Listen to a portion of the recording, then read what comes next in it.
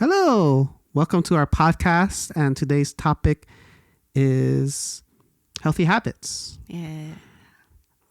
habit stacking. Basically, we're concluding our series on foundational health, which we Yeah. talked a lot about, supplements, vitamins, omegas, probiotics. We've also talked about the importance of sleep. What else did we talk about? Stress Yeah. and immune support. Yeah, a lot of this can be overwhelming. Where do you start? Because people are looking at their time, energy, and resources, right? Like, I'd love to do it, but do I have the time to do it? Right. Especially when it comes to healthy eating. That takes a lot of time, It's overwhelming. energy, Yeah. learning, Yeah. but it is something that is a skill that's developed. Or if you have the money, just hire someone. Right. Then there is the, what else is there? So, just foundational things like what's one thing that you can do to help move the needle forward? Yeah. What are you willing to do? And, sometimes change doesn't happen in big ways. Yeah. Change can happen in small ways. Like, I'm a small change type of person Yeah. where if I go big, like, I'm good for a week and then it's just like I slow down and I'm like, it kind of tapers off. Yeah. But if I add something small, just like, say, maybe 10 minutes before bed, I have some sort of ritual that I do, or, that helps me sleep. Or in the mornings, what am I doing with breakfast to help my body? Yeah, I like what you said. Like, if you do something strong for a week, this happens a lot during New Year's, right? People sign up for the gym. New people, they hit the gym hard. It's busy for the first couple of weeks. And then after that, you only have the regulars. And so what do the regulars do, right? And you see people, they're like, I need to do this. I'm going to go all out. Versus some people that just have the discipline. It might seem just mundane for some, but it's like, hey, I'm just going to do a half an hour. Right. I'm just going to do 10 minutes, right? But they're just consistent. Yes. And, when we look at the tiers, because before I used to be like, hey, for me, taking supplements is easy. But for other people, what excites them is like, I love going to the gym, Yeah. or I love running. For other people, their thing is, I would say one of the easiest thing that is sleep. But for other people, that could be hard. Yeah. So I would say the 4 areas that is easy to, that have our major areas is nutrition, right? Your food, sleep, movement, and supplements, and stress management. I would say that's 5. Am I missing anything? I think those are the major areas. So choose one. Yeah. What can you do? And start adding them. And, me too, sometimes I'm an overachiever. I've done this many times. And maybe for some people, this is just personal experience. I'm like, I'm going to hit every target. And then I've been good for like not 2 weeks, but maybe 6 months. Right. But really it's fluid. We're human. Like, seasons happen. There's some that I'm really good. If you just get off the horse, just get back on again, right? Yeah. And start adding it, start tweaking it. We all go through it, and that's what the journey is. Yeah. That's how we've worked it. But I would say for me, one thing to implement is supplements. And I do actually have times where I stopped for periods of time. But really, it's one of the things that's easy for me. We've done food before where we go and change a lot of things and then we go back. But supplements is one of those things. Just take it. Yeah. Well, and I think one thing too is that don't just start something just because it's a diet or a fad or like something that someone else is doing or you're doing, it's important to know why you're doing something. I think first and foremost, like if it's to prolong your health, but have a vision for that. But also I believe that because if your goal is just to say lose 20 pounds, Yeah. you're going to lose those 20 pounds and you're going to stop. Yeah. Like, you need to create it as like, this is your lifestyle. Like, you want to implement things as, well, for me anyway, looking at it as you're implementing it to your lifestyle. You're making it a part of your daily routine that even when you hit your goals, you're going to continue because it's good for you. Yeah. And I'm going to push back a little bit on fads and other things, because you never know until you try. It could be a fad. It could be something that everybody, but there are some things that maybe you're curious and you try and you're like, hey, I do like this. Yeah. And I think the main point is that you keep doing it. Yeah. Because do something it's good for you. Yeah. That's good for you. Know why you're doing it, and something that you enjoy doing, that you can maintain it. You know, there's just some people that is miserable. Yeah. And you know, there are so many different ways. We're all made differently, right? And we're all wired different. We all have different body types, different tastes, you know, everything. So, you know, let's go for it one by one. Let's start with food.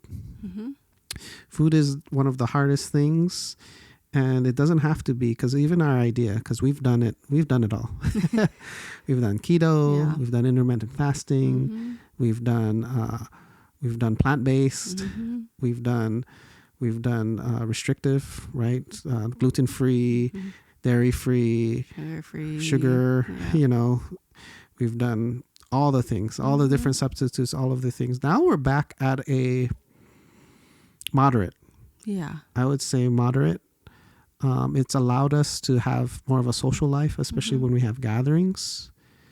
But we also could make some minor tweaks, which is portion control, and just making choices of what we have, especially with snacking, desserts, and drinks. Yeah. I would say for our drinks, we still predominantly water, you know, so just that one change is a huge thing. So small steps like that. You don't have to jump from, hey, I'm just eating, I don't know, junk food, all the way to be like, hey, I'm all the way over here. Right. Well, and some people can do that. Yeah. And it's just something that's not worked for us. Well, it depends how you are. You bring up a good point, especially when you need a major change, or people, they just need that jolt. They don't need that gradual, because gradual is too slow and it's easy to go back, where they're just like, you know what, I'm just going to throw everything out and I'm just going to do everything this way. And I've seen people do that, and they still continue to do that, especially when people have like a major diagnosis, like cancer, you know, and they've carried those habits even after remission. Yeah. And so find what works for you. Yes. So that's nutrition. Let's go to supplements. So supplements, there's many different supplements. Yeah. You know, there's some people that take the supplement like, hey, I need something to help with my pain, so let me get a pain supplement, right? Or I need something that helps with my heart, so let me take my heart supplement. I've never been that way. I've always made sure that I started with the basic. And I think, you know, as I explain it more and more, especially in the health and wellness, is, well, one, fix the nutrition, but most people, that'll take some time. Yeah. Implement, you know, some multivitamin, a high quality multivitamin, and that would be one. You know, some people, you know, there's probiotics, there's omegas, but if you had to choose one, multivitamins are so important, because your body needs those vitamins and minerals to do the cellular processes. Yeah. If it's not doing that, if it doesn't have the fuel or other thing, it can't do those things. And when you try taking some herb or something, your body doesn't have the gas to do it. You have the signals do it, and you're like, it doesn't have the energy that it needs, you know, or the vitamins that it needs, right, for the cellular energy and other things. So multivitamins, I would say, recommend something. What's helped us quite a bit is taking our vitamins in liquid form. Yes. The greens, because I know that was a big issue for you, Cassie, right? Yeah. Yeah. Because again, like if you've watched our other episodes, like it's a mental block. I just can't do pills. I do like the really small ones, but anything like it's just a mental block. If I have to take more than 3, it's a mental block. And so, yeah, having a multivitamin in a powder to liquid form has been such a game changer because one, like I can take it on the go. It's easy to drink. And I mean, anywhere that I can get a water bottle, or if I take a water bottle and have water, I can take it.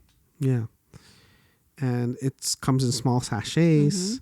You don't have to individually. Yeah, you're not scooping anything out. You just tear and pour, shake the bottle, like you're good. Or even pills, right? Not taking a big bottle or having to put it in the daily. And you don't have to count it out. And so that's been a major game changer. Just simplifying it and just having small things that remind you, like ours is in our drink section of our kitchen. And that's kind of how we start a day, right? Omegas is another one to add on. I would highly recommend it. I think for me, I'm not sure. If I wasn't in doTERRA, would I take omegas? I don't know. But in doTERRA, they bundle it. So it costs less in the bundle. So I automatically say, hey, I save more money by doing it this way. So I take the omegas with it and I get the added benefit. Definitely is a game changer, knowing that I have those bases covered. Again, for cardiovascular health, brain health, that's something I do every day. And then now, if you have room for more, and again, this is also because it's in a bundle, I take probiotic one a day. And so for me, that's within my budget. And it just depends. And I've grown to the fact where when I first started in 2010, I would be like, I don't know if I can spend the right. I went from not buying, multivitamins to being like, hey, I'm going to spend, $80 a month, right? Or $75 a month. Now I'm going to spend $100 something a month. Yeah. But it definitely, I see the value. There's a lot of other things that I spend money on, especially food or other things that don't serve me well. Right. But this is an investment that I can take on top of everything else. How about you? Yeah, and I'm grateful. And, just the ability to add like as we go, without judgment or anything like that or pressure has really served me well, I think. And, even for you, like sometimes you're like, did you take your vitamins or did you take this? And sometimes I'm like, oh, I forgot or, but it's just in such a gentle way where like I'm not shamed for it either. And I can create a plan that works for me. Yeah.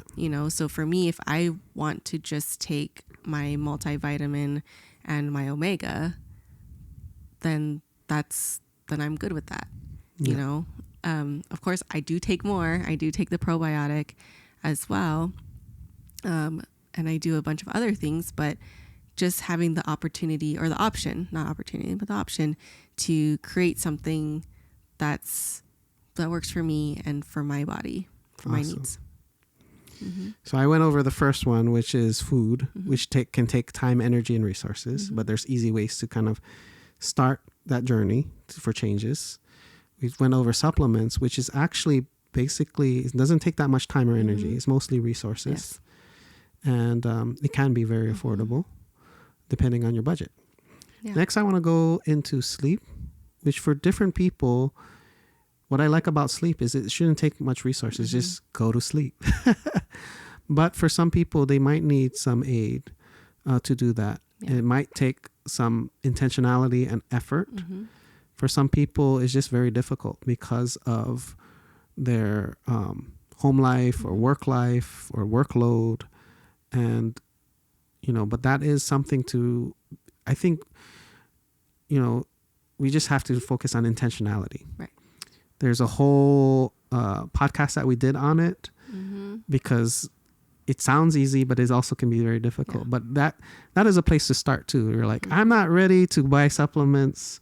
I'm not ready to change the way I eat. Well, what about sleep?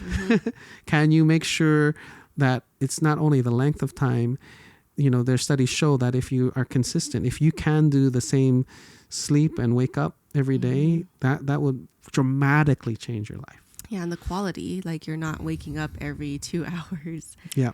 For something. Even for me, like I notice, like I toss and turn, like I'm getting up to actually turn over. Yeah. And so I know I'm not getting the best quality of sleep. But how do we fix that? Yeah. We went over another podcast. Again, intentionality. If you realize like, hey, why am I not getting this much sleep? Then start looking into things like, hey, maybe it's a sound issue, environment. Maybe it's my bed. What are some aids that I can have, natural aids that are not disruptive to my health, right? Yeah. Am I eating too late? Is it my stress? You really have to be your own detective. Yeah. Be a detective within your own health. Yeah. So maybe sleep is the first habit that you focus on. And the fourth one that we could talk about is movement. Movement? That one is a tough one, to be honest, for me. Like growing up, I guess when you're kids, you like going out, right? It's easy. Like you go out, you play. Yeah. What are sports that you grew up with? Sports? Oh, I had martial arts. Yeah. It's a sport. But just going out in general, running around with the dogs and being able to, we go ride bikes and, on our street, it was very calm. So we had an opportunity to do those kinds of things. For me, I walked everywhere, right? I caught the bus everywhere. That was kind of like my way. I didn't have, I didn't have to, it wasn't often that I had the opportunity where parents were like, oh, I can drop you off over here. It was more of you have a bus pass, you can go anywhere. Yeah. And I walked from home to school, right? Yeah. And there were some sports, soccer, basketball. But now it's like, and you just have to find something that's stuff. We use the word exercise, but if exercise is a trigger word, you can use the word movement, because a lot of times we have this picture like, I got to go to the gym. I got to go run. Yeah. I got to lift weights. But movement is movement. And that's something that, you can't do all your work and be like, I'm just going to do my work like 1 week and then rest for the whole year. It's something that we have to do consistently, right? And again, this is something starts with intentionality, and just figure out, is this a place you like to start? Because there's some people, they're like, I love it.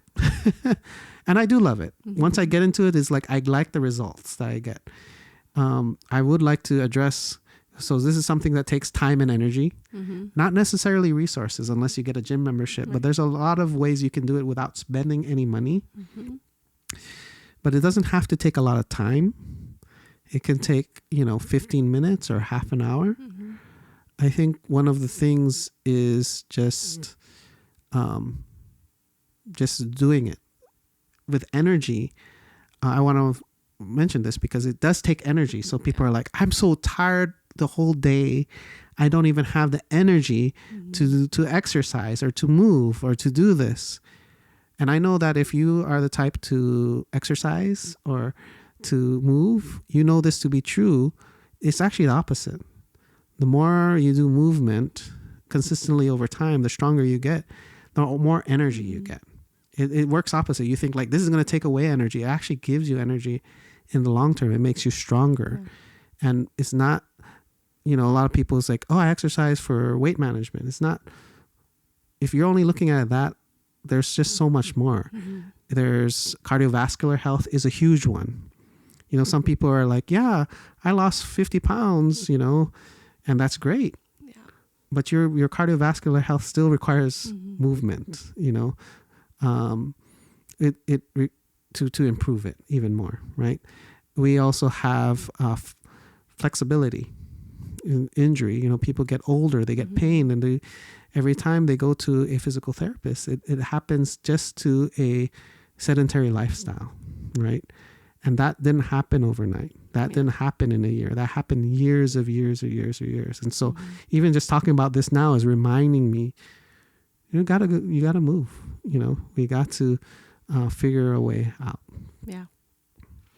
I feel like all of these things like tie together, and they overlap, because also, movement can also tie to sleep. Yeah.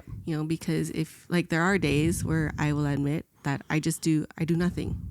Like I'm just resting, and resting causes your, like your energy to like grow, right? Like it's like a battery, like your battery is being recharged. Yeah. And so by the time it's time for bed, it's like, oh, I'm not ready for bed yet. Yeah. And then it's just like, it's this cycle of like, oh, and then I wake up tired because now I have to go do X, Y, and Z today. Yeah. And so if you get in some movement, it can also help you go to sleep or have a better quality of sleep. Can regulate your sleep. Yeah. Some people just have way too much energy. We know that with kids. Mm-hmm. You're like, these why do we send them out to play or run around? They have so much energy, but as adults, we're like, I can't sleep. Well, did you have movements? It's something that we sometimes overlook. Yeah. So those are 4. 5th would be stress management, which is a whole other topic in itself. Look into ways and where your stress levels are at. Yeah. Have an honest assessment. And what I found is some people are like, I'm not stressed. Like maybe they just don't recognize it. Mm-hmm. I remember talking to someone in Tokyo, or a pastor sharing about his experience, and his mother passed away in Samoa, and his mother was sick, one of those two. He ended up having to go to Western Samoa, and he didn't realize how stressed he was until he was there. When you're on an island, you can see the stars because there's not a lot of light pollution. You're free from all your work obligations. You're just being there present. You realize you don't get rest. Even though you have a day off, you're not really resting. Mm-hmm. And he didn't realize how stressed he was. I talked to a lot of people, and you can pinpoint, they're like, they eat healthy, they're taking all their supplements, they exercise. Mm-hmm. They can't figure out why, they're all amped up. And it is stress, and they're like, I'm not stressed. Maybe I hope now that we are more aware of mental health, that it's not a stigma. It's okay to recognize it's not a sign of weakness. Mm-hmm. It's just recognizing that, hey, you might not see it as stress, but your body definitely does. Your body needs rest. Your body needs recovery. We need to manage that. In American culture, we're so busy. We believe that busy and efficiency and busyness leads to productivity. And we look down on, idleness, right? And we're not talking about idleness. We're just talking about managing the stress, how we respond to things, and how we manage our life in a way where, we're not causing our own stress. For example, a lot of stress can be financial stress. Mm-hmm. And sometimes those are self-imposed, right? Whether it's keeping up with the Joneses. I need this. I remember talking to people with financial, like they need to have a $30,000 wedding. That's a want, not a need. Mm-hmm. And so stress, what is stress? Do you have anything about stress? What steps can people take for stress? We talked about aroma touch in our other podcast, but there's so many other things we can do. Aroma touch, or even just like there's other oils that you can use and smell, but also just intentionality of taking a step back and realizing that it's okay to do that. Yeah. And even, your body perceives even good stress, right? Like even like when you get really excited, or like it's explained, like on a roller coaster, you can feel the adrenaline and excitement, but your body's it's still a form of stress. And so not saying that like you're going over and over in the roller coaster, but sometimes if you feel like that and it's like a cycle, just be aware of what you're doing, and taking an assessment to say, hey, are there some areas where maybe I could cut back on attending a certain event, or which kind of overlaps again with rest. Yes. Right. So stress, rest, sleep, all of those things overlap. And, if you're able to give your body a little bit extra rest, it can help reduce that stress. So even doing aroma touch once a week is intentionality to give your body that rest. Mm-hmm. Even if it's a half an hour, 45 minutes, you're still in a state of rest. Now, you may be in a situation where the kids are still running around, you might have those moments, but at least with the oils at work, your body's still able to rest. Yeah. And that could be even aromatherapy, Mm-hmm. just smelling it, breathing exercise, even if you don't have Mm-hmm. oils, find out a way to manage it, lower your cortisol levels. And so those are just the 5 areas. Read the Bible. Read the Bible, Pray. worship, prayer. Yeah. So the 5 areas of your food, supplements, sleep, rest, or managing stress and movement. And which brings up to the point that you're bringing up to the end, is that this is not just physical health. This is spiritual health. And especially when it comes down to stress, there's when you have faith, right? We just went over a devotion today that, hey, you don't control your future, but God knows your future. Your future is in God's hands, right? Really just leaving, Jesus says, do not worry, right? Cast your burdens upon him, right? Which is easier said than done. But when you look at everything, majority of the things we worry about are not, worrying doesn't change anything. And really having faith that there's a God that loves us, that's with us. And I don't want to make this sound like your life is going to be perfect, but to know that in the end, everything's going to be all right. God is present with you through your peaks and through your valleys. And when you have that relationship with him, you automatically have the opportunity to just live in his peace. Yeah. Like he will give you that peace that passes all understanding. Like you just don't know why you feel that way. And, when you recognize, oh, that's from God, like that's a gift from God, that you have this ultimate peace, even when it's like that meme or whatever, where like there's all the fire burning all around you, but you're just like sitting there with a smile on your face because you have something that's from God. You have that supernatural peace. Yeah. Which brings it back to this first habits that I feel like even I sometimes have to be reminded, because I don't always go there, but it should always be the first thing to do, is to pray. Yes. Right? Because we sometimes rely on our own understanding, our own rationale, where we're like, hey, this is the first step. But sit back and God knows what's best. Pray, God, what do you want me to do first? It might not even be in those 5 areas. Right. It might be get into the Word, your relationships, right? Love your neighbor. Right? But all those things are still little things that you can do daily that will help move the needle forward. But yes, and maybe God will say, you need to go for a walk, spend time with nature, steward your body. Maybe God is saying, this is not the life I want for you. You're not eating the way I want you to be.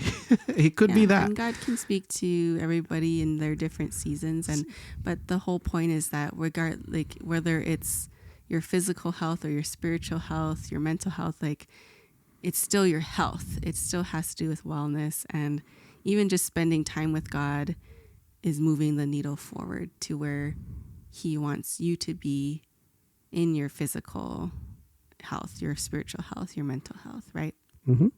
Amen. So this is season 1, and talking about foundations, and we're gonna take a small break so that we can come back in season 2 and have some more cool content. But if there's something that you're interested in and you want to learn more about, let us know. We might be able to feature your questions within our episodes. So do you have any last things to say? No. We're going to wrap it up. Yep. So we will see you again in season 2 coming very soon. So take care and just connect with us over Instagram or here on YouTube. And we look forward to seeing you again. Bye.